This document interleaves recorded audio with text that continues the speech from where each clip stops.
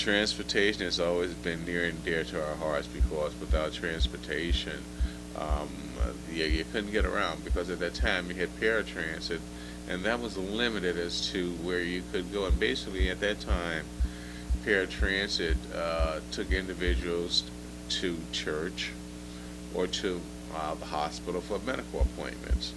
Other than that, it was very limited as to where these trips could be taken. So, again, these groups, such as I've told you earlier, PVA, MIL, SAL, LEAP, the county commissioners all got together and took a look at what they could do to influence RTA at that time to expand services for people with disabilities and give them an option for more inclusion in the community. There was the director of transportation, I believe he was in Denver, Colorado, Mr. Talbert, who opened transportation to people in wheelchairs.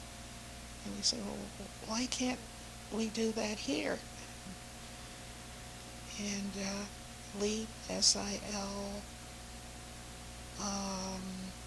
Paralyzed Veterans of America, Buckeye Chapter, we all encouraged RTA to open their buses to people in wheelchairs, walkers, etc., and they paid no attention.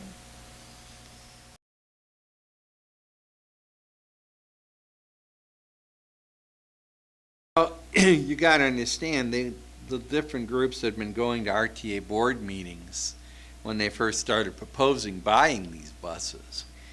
And they kept, RTA for one reason or another, kept delaying it and delaying it and delaying it and delaying it. And, you know, you go on a year or so and you keep hearing nothing but, oh, we can't do it at this time, or we can't do it at this time, or there's some other reason. You know, it finally got to the point where the disabled community said, look, we gotta do something to kind of force their hand here. And so that's when they, you know, got out and decided, well, let's go see if we could block a bus on Public Square. I was very young, but I was intent that people should be able to ride the buses. And because of that little incident I had years before that, not being able to get on the bus, or waiting 3 years for door-to-door service to accommodate, it was still happening. I mean, and today actually, door-to-door service still has a waiting list. And I was appalled, and I was appalled at the attitudes of our politicians and of the transit system at that time, because they didn't take people with disabilities for value at all in what we were saying. I think they just kind of blew it off and thought, they'll go away someday. Well, we didn't go away, and we would go to all the hearing meetings, we would sit there, we would advocate, we would send letters in, we would show examples of, you know, why people weren't going to work and the problems related to it, and they ignored us. And so then we really hooked up, I'm sure Doris was the one that instigated this, but we hooked up with a group called ADAPT.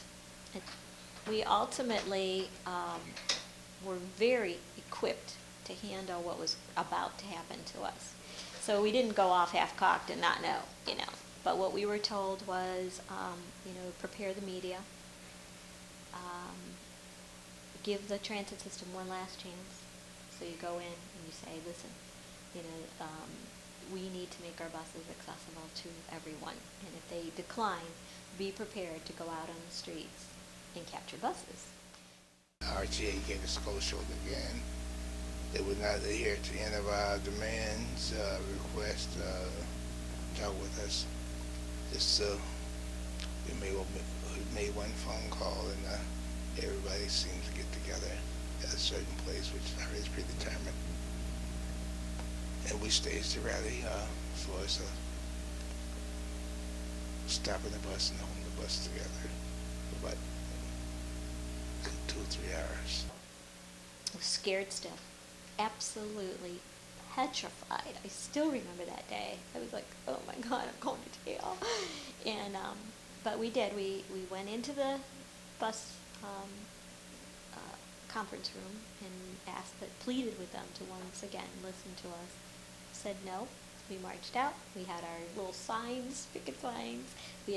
I still remember we had enough change to make a call to the media and say, you better get out on, on public square because there's an act of civil disobedience about to happen.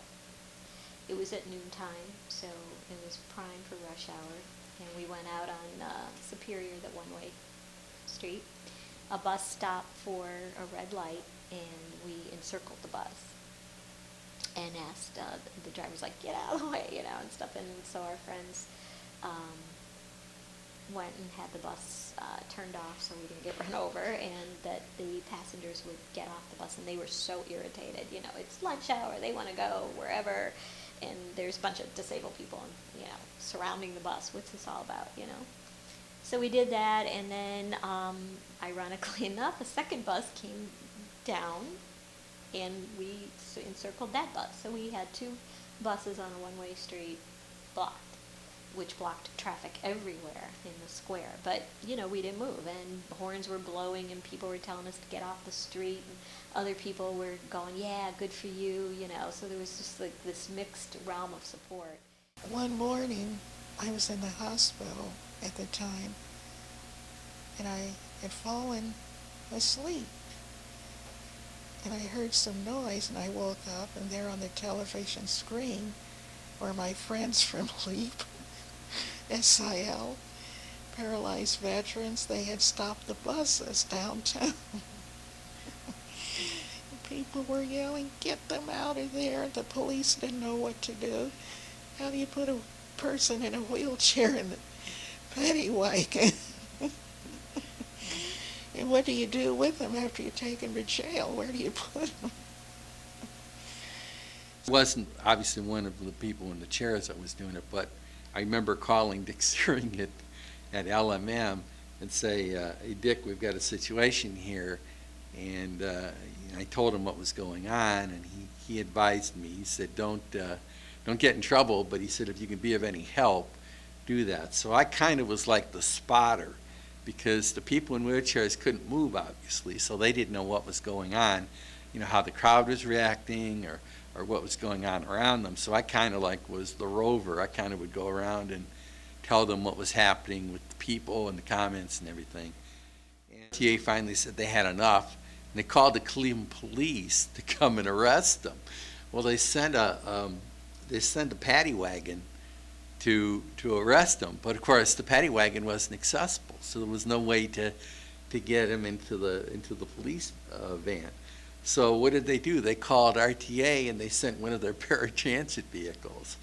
But before they got a chance to arrest anybody, cooler heads prevailed, and Tim Hagan and George Forbes, who were the county commissioner. Tim Hagan was county commissioner, and George Forbes was the city council president at the time, set up a meeting with their representatives on the RTA board to try to work out the grievances with the buses.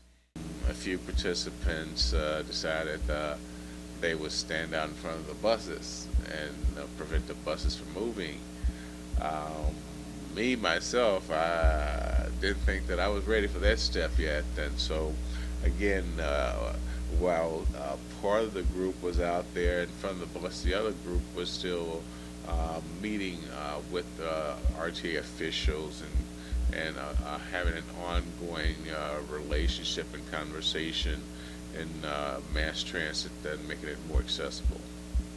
So, but it was a highlight. It did open the eyes to a lot of officials, state representatives and congressional people and the people in general, and they started taking a look at the issue and saw the importance of transportation and providing it not only for the general populace but for people with disabilities.